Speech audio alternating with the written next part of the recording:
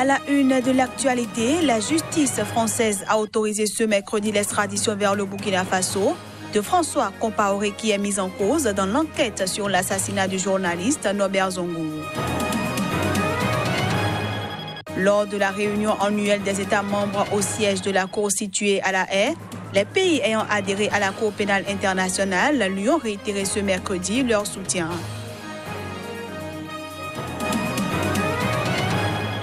Et puis les participants du Forum mondial sur la migration et le développement multiplient les plaidoyers sur les avantages d'une migration sûre, légale et ordonnée.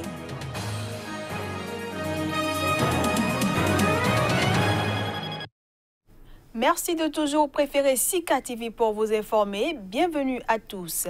La justice française a autorisé ce mercredi l'extradition de François Compaoré vers le Burkina Faso.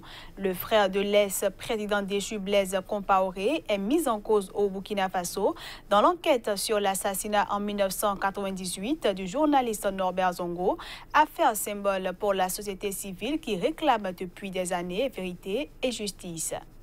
On ne sait pas encore quand ni comment, mais François Compaoré est sur le chemin d'une extradition vers le Burkina Faso où il doit répondre dans le procès de l'assassinat en 1998 du journaliste Norbert Zongo. Ce dernier a été assassiné alors qu'il enquêtait lui-même sur le meurtre du chauffeur de François Compaoré, le frère de l'ancien président Blaise Compaoré. Ainsi, on a décidé ce mercredi la chambre d'instruction de la Cour d'appel de Paris qui a autorisé l'extradition de François Compaoré vers le Burkina Faso. Cette décision est bien accueillie par les habitants de la capitale du Burkina Faso. Une réaction de joie, parce qu'il faut dire en toute honnêteté que tout ce peuple croisait les doigts dans l'attente de cette décision. C'est un grand jour, parce que c'est une grande victoire d'étape dans la quête de justice du peuple burkinabé, dans le cadre de cette affaire Norbert Zongo. Ce n'est qu'une victoire d'étape, comme je disais, parce que nous sommes conscients que la défense de François Compaoré usera de toutes les voies légales de recours qui lui sont reconnues pour ne serait-ce qu'au moins retarder le processus. Mais nous restons confiants que, à partir de cette victoire d'étape, viendra le jour, nous l'espérons très proche, où François Compaoré viendra répondre dans l'affaire Norbert Zongo. Je voudrais féliciter en tout cas les acteurs de la justice burkinabé pour le travail sérieux qui a été fait et le fait que prend acte de la décision qui a été rendue, qui montre également aussi aux citoyens burkinabés que contrairement à beaucoup de rumeurs, on travaille sérieusement sur ce dossier et qu'il a vraiment, je le répète, été monté avec tout le sérieux nécessaire. Comme l'affaire de l'assassinat de l'ex-président burkinabé Thomas Sankara en 1987, le meurtre de Norbert Zongo garde une forte charge symbolique au Burkina, où la société civile a ces dernières années organisé de nombreuses manifestations et mobilisations pour réclamer la fin de l'impunité concernant la mort de ce journaliste. Rebondissement dans le dossier du putsch manqué de 2015 au Burkina Faso. Le général Gilbert Diendéré a demandé ce mercredi pardon aux victimes. L'homme qui comparaît devant la justice est considéré comme le cerveau de l'opération. Gilbert Diendéré, qui en était au 7e jour de sa comparution, où il répondait aux questions des parties civiles, a avoué avoir attendu depuis un long moment cette occasion de mea culpa. L'homme, poursuivi pour le putsch manqué de 2015 au Burkina Faso, s'est en effet adressé aux véritables victimes des événements, les blessés et parents de victimes mortes à l'occasion. Pourtant, le général a nié la semaine dernière avoir commandité et dirigé le coup d'État manqué. Il dit partager les douleurs des victimes dont il entend depuis fort longtemps les cris et les pleurs. À présent, l'homme reconnaît son entière responsabilité. Ancien chef du régiment de sécurité présidentielle, l'unité d'élite de l'armée qui a perpétré le coup d'État, le général Diendéré est accusé d'atteinte à la sûreté de l'État, trahison et meurtre. Rappelons que lors du putsch manqué en septembre 2015, 14 personnes ont perdu la vie et 270 autres ont été blessées.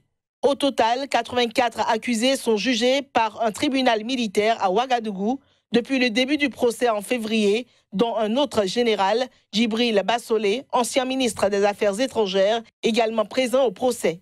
La tentative de putsch s'était déroulée près d'un an après la chute du président Blaise Compaoré renversée le 31 octobre 2014 par une insurrection populaire. Les pays membres de la Cour pénale internationale ont réagi aux menaces des États-Unis par des déclarations fortes en soutien à cette institution. C'était ce mercredi lors de la réunion annuelle des États membres au siège de la Cour située à La Haye. La 17e session de l'Assemblée des États partis au statut de la Cour pénale internationale CPI a commencé ce mercredi à La Haye.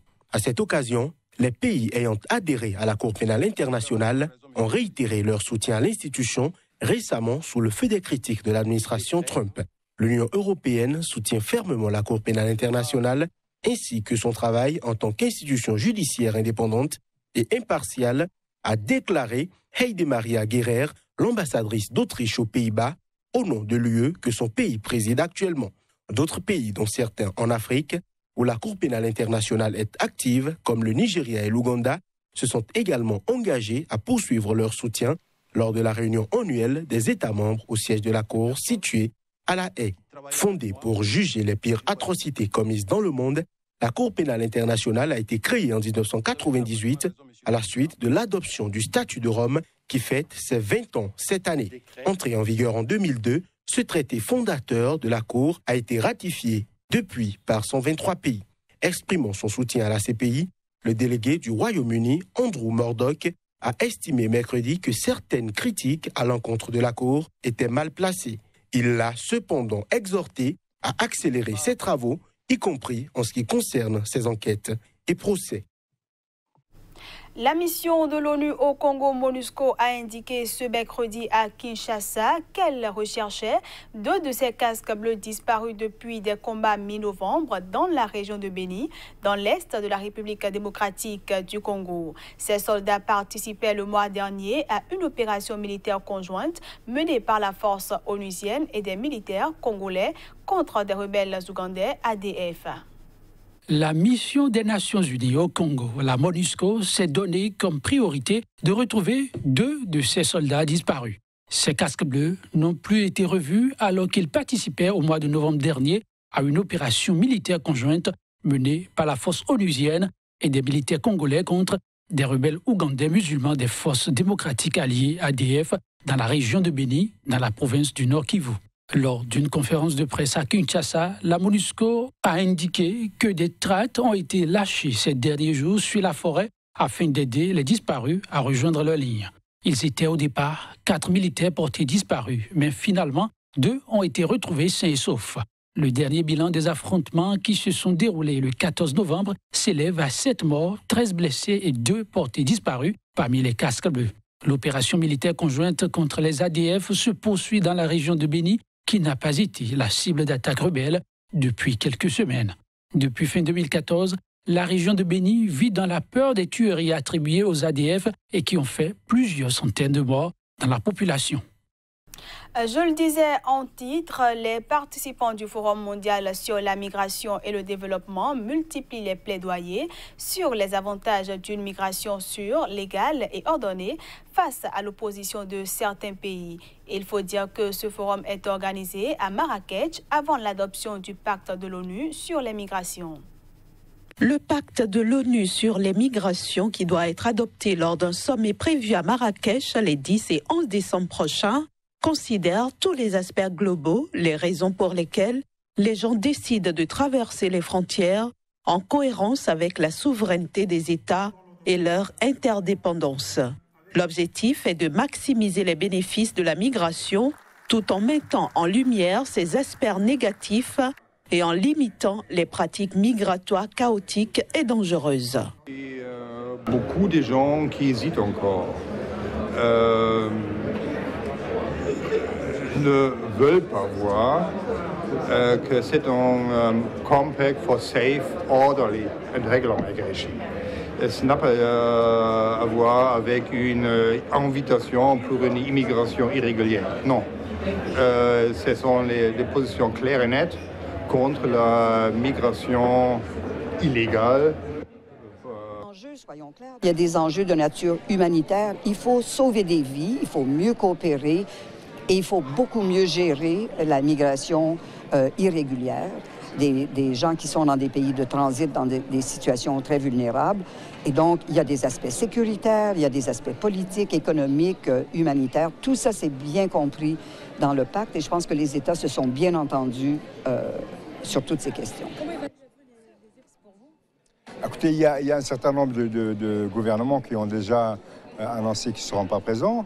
Nous voyons que dans quelques pays d'Europe et aux États-Unis, cette question devient une question d'enjeu politicien, d'usage partisan assez étroit, me semble-t-il. Le Forum mondial sur la migration et le développement, coparrainé pour son édition 2018 par l'Allemagne et le Maroc, réunit des représentants de 135 pays pour réfléchir sur la mise en œuvre du pacte de l'ONU sur les migrations. On passe à présent à la revue de presse, une présentation de Kodjovi Ameton.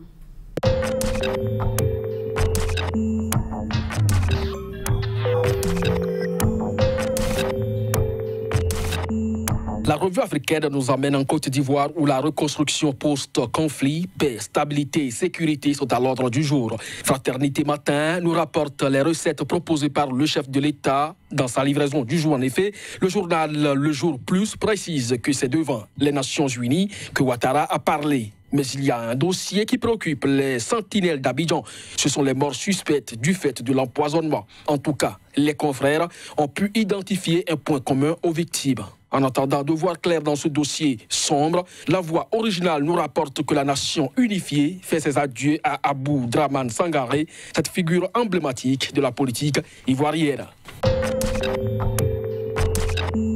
Au Togo, on fait ses adieux aux législatives alors qu'elles sont à venir.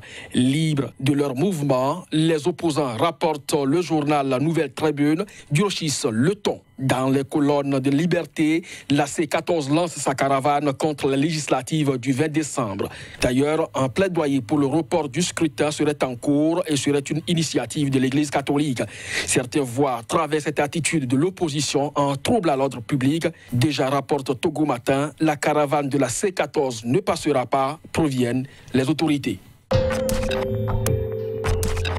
Les Camerounais n'ont pas encore digéré l'affront de la Confédération africaine de football. Diaspora nous informe que des têtes doivent tomber. Mais était-il encore nécessaire quand le gouvernement apporte son soutien au président de la Confédération africaine de football?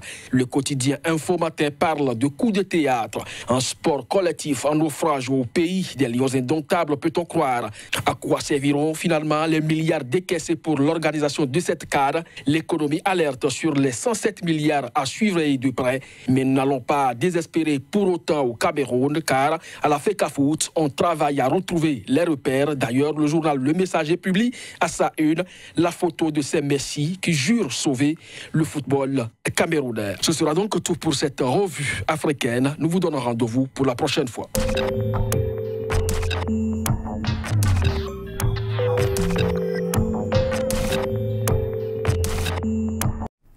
Et voilà, mesdames, messieurs, c'est sur cette revue de presse Afrique que prend fin cette édition, que nous vous remercions d'avoir suivi.